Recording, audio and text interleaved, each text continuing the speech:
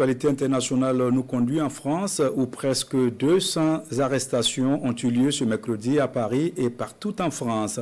Ces arrestations font suite à des manifestations nationales contre le pouvoir d'Emmanuel Macron. L'objectif des manifestants était de tout bloquer. On note de nombreux troubles et un déploiement exceptionnel de 80 000 policiers. Le point avec Moussaki. Dans plusieurs villes françaises ce matin, des milliers de manifestants sont dans les rues.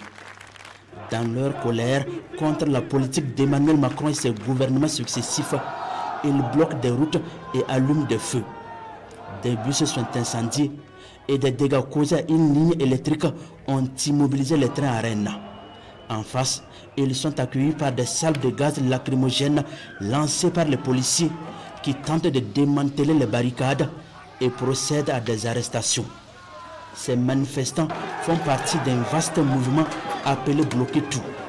Leur objectif, paralyser le pays en bloquant les transports, les écoles, les universités, les commerces et l'administration en réponse à l'incapacité du président Emmanuel Macron à trouver des solutions aux difficultés que vivent les Français.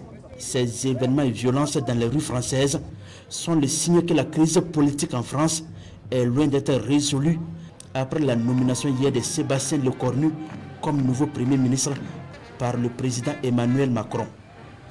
Le mouvement Bloquer tout s'est développé sur les réseaux sociaux. Il conteste les mesures économiques annoncées mi-juillet et rejette les classes dirigeantes, en particulier la politique d'Emmanuel Macron.